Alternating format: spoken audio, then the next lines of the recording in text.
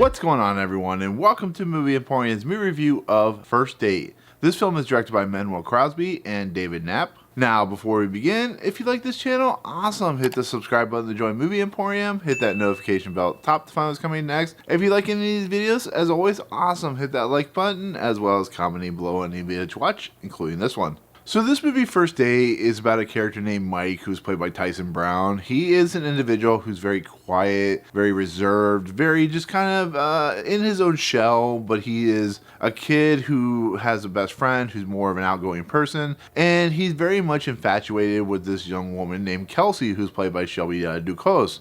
And in order for him to approach her, he realizes that he probably needs a car. She's willing to go out on a date with him and so on and so forth. So he finds an ad in the paper. He purchases this really crappy car. And in the process, he starts to go on an adventure that goes from bad, dealing with the police and dealing with the persons that he bought the car from, his wife, to, in essence, going to one of those worst type nights that you can imagine, similar to like game night or date night or whatever, where he gets involved with a bunch of drug dealers. They want this car. I won't give the reason why, but as the movie moves along, the ante of just how crazy this movie becomes kind of rises really, really quickly and gets to a point where it's almost in that like shoot 'em up or that, Free Fire style narrative where just things just get out of control, and we watch this character who's a very reserved individual be put in those scenarios while he literally was just buying a car to impress a woman. And so this movie premiered at the Sundance Film Festival. It was one of those movies that I actually kind of wanted to see,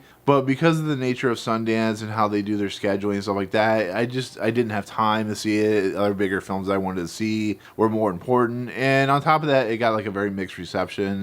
Some people really enjoyed it, but it was more on the negative side of people who really just thought it was okay. So I figured, you know what, I'm just going to wait for it to come out on VOD, maybe see if I can get a screener for it. It actually coming out through Magnet Release Entertainment. I think it's going to premiere on Apple TV Plus or something like that. And I will definitely say this. I feel a little sad that I didn't see this at Sundance Film Festival because I am actually in the camp that actually really kind of enjoyed this movie. It's not perfect in any right. There are some characters, especially with the drug dealer characters, which I don't know what the writers and directors were thinking, but they are so over the top and laughable and stupid and silly. There's one character that he literally yells through the entire movie about everything, and I just didn't really enjoy that. I don't think the characters were well written or developed or anything like that, but they're not really the main focus of the movie. They're just kind of obstacles for Mike trying to get to this woman because he literally bought the car for a woman, and what he has to go through in this movie,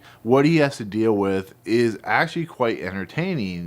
This character of Mike, played by Tyson Brown, is the standout of the movie because how he portrays his character, which is so quiet and reserved, how he's reacting to everything around him as it becomes crazier and crazier. I think Tyson Brown's gonna be one of those actors that, as he kind of hones his craft, like he does in this movie as a very first time role, I think Tyson Brown will be eventually at some point, if he continues down this trajectory and road, as an actor that could be a great kind of fantastic actor in his own right when he kind of gets more and more parts. Now there is a lot of flatness to his character in a lot of aspects, but for somebody who has to literally carry this movie on his shoulders like he does, I think he does a really nice job. And like I said, if Tyson Brown keeps at it, he's going to have a great career in Hollywood or whatever he does. Or maybe this will be his only role. I mean, I don't know, but I think he's a very special actor that has a lot of potential for something bigger later on in his career. So, and it's the same thing with Shelby Duclos, who plays Kelsey, who his love interest, Mike's love interest. She's an actress who, once again, is a first-time actress in her character role that is asking a lot of her, and she does a lot of fun with the material that she's given. She is not the biggest standout in the movie, but I think she, like Tyson Brown, could do something really special if they keep the trajectory that they're going, especially after one movie. And like I said, she starts out as a character that it literally is, one note, and then she kind of develops and becomes more of a three-dimensional character as the movie moves along, as they get in the bigger and bigger scenarios as this movie moves along, which is something that I really like to see. Like I said, all the other actors and actresses in this movie are kind of just they're just there as filler. They're just there as character interactions that these two characters have. And there's some funny moments dealing with a guy who you think would be like a jock that has some, quieter meanings to him and stuff like that. But overall, I think Tyson Brown and Shelby Duclos do a really nice job of just kind of carrying this movie as it goes into like a very Coen-esque type territory. And what I mean by the Coen-esque scenario is if you watch like Fargo or, No Country for Old Men or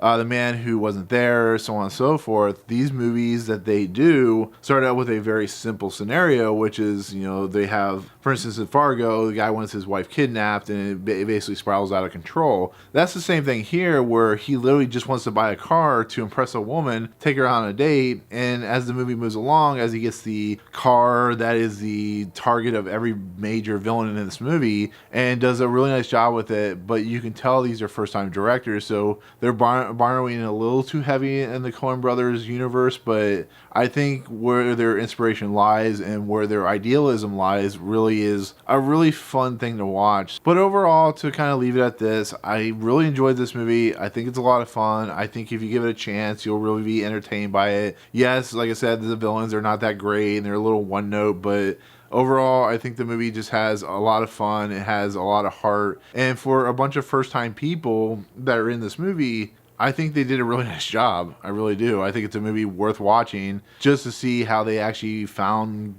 interesting and decent ways to kind of make their first time movie. And that's always a fun thing to watch. And obviously it did real well, or it wouldn't be on like an Apple TV Plus or a VOD. So with that said, I think you should definitely check it out if you like those types of, action, comedy, drama, thrillers type of, so on and so forth. And also give it a shot just for the actors who are pretty good in it. So, but that's it. That's gonna be my take on First Date. Thank you so much for watching. In the comments below, have you heard of this movie? Is it a movie that you're looking forward to? Also, because this is very Coen-esque in its nature, what is your favorite Coen Brothers movie? All that good stuff. But otherwise, if you like what you see on this channel, hit the subscribe button to join Movie Emporium. Hit that notification bell at the top to find what's coming next. If you like any of these videos, awesome. Hit that like button, and we'll see you guys on the next video. Peace out.